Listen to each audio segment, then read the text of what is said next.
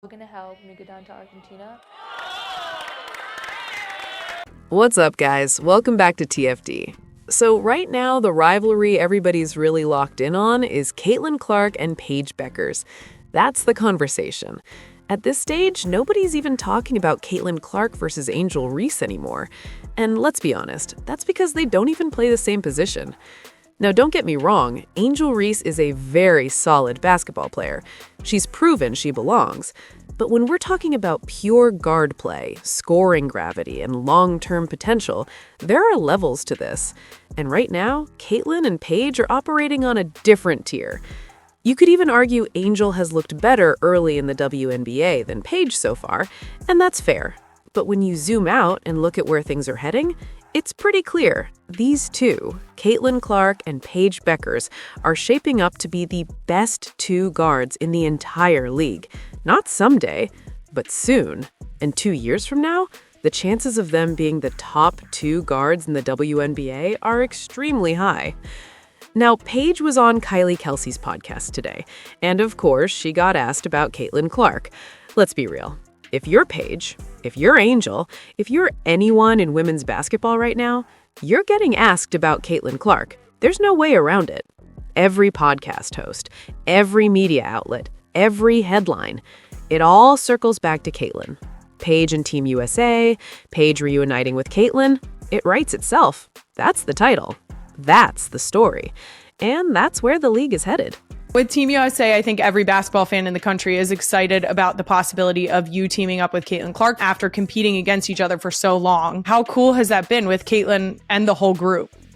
Yeah, it's been cool. I think a lot of us, me and Caitlin, even played together like on the junior Olympic level when we were younger, and we were in high school, and it was always a fun time, and we were like we all played really well together. Like I still feel like we had like one of the best U16 or U17 teams to ever exist, and to see it all like come into fruition of us all living out our dreams and what we talked about and what we've worked for, and to like get to the pros, and God willing, we all want to represent USA at the Olympic level. Like we feel like that's the highest level that we can represent ourselves in our country. So yeah, it's crazy because like everybody's pinned me and Caitlin against each other for the longest time, and we're cool, like we're friends. But again, it's respect to the competition. So we understand that. We understand how media works and how they want to pin two people against each other and they're supposed to hate each other and blah, blah, blah. So we all understand that, and it's all in the love of the game. But at the same time, to have like two fan bases that really hate each other have to come together for a couple months would be really fun. And so everybody would just have to get along for a little bit.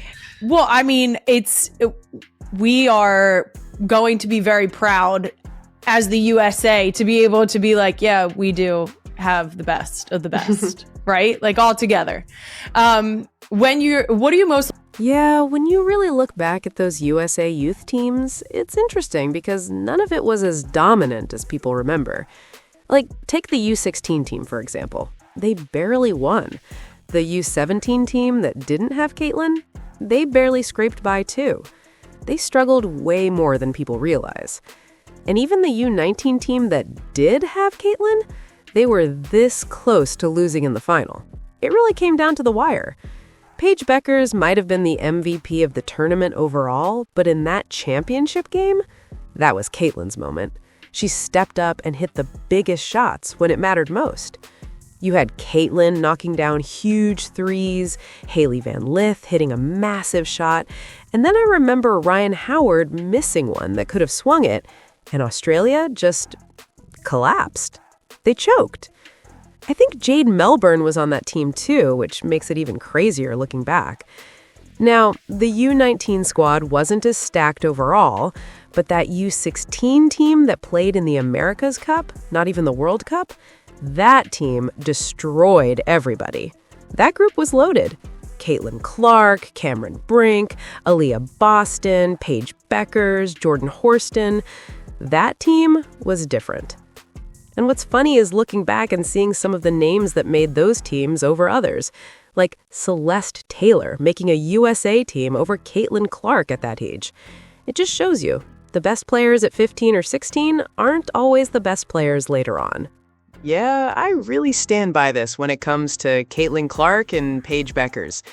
You can tell just from their interactions that there's a difference between being friendly and actually being friends. They're cool with each other, they respect each other, but that doesn't automatically mean they're in the same circle like that.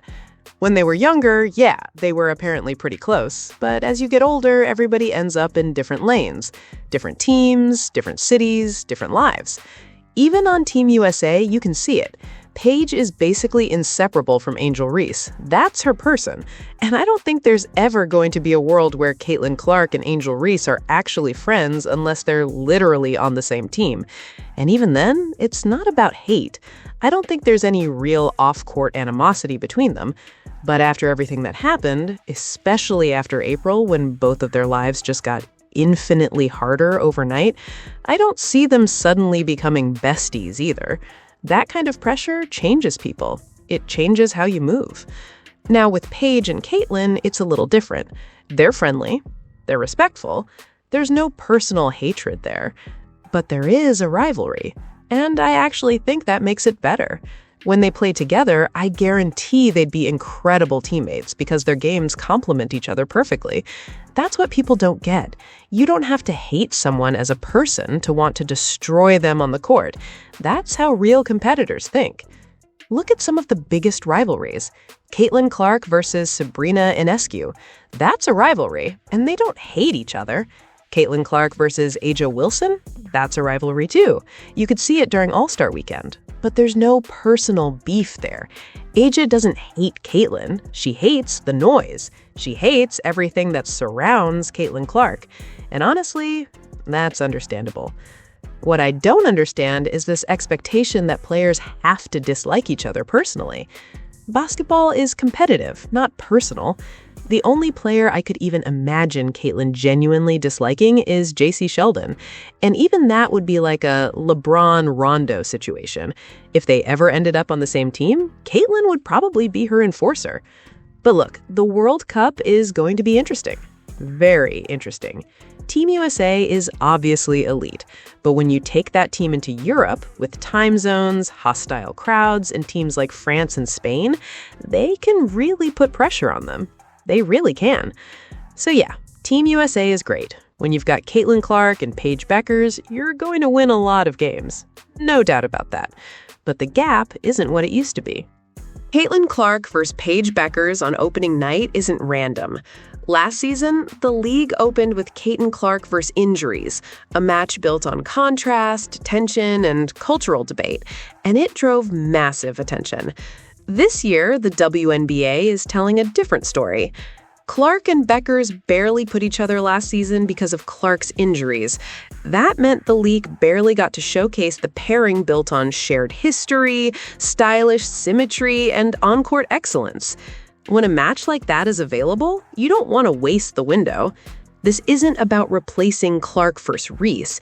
It's about expanding the league's rivalry ecosystem. Move from contrast and controversy to skill, symmetry, and repeatable star power. Opening night has always been intentional. By choosing Clark versus Paige, the WNBA is signaling what kind of story he wants to tell this season. Anyway, let me know what you guys think in the comments. As always, thank you for watching.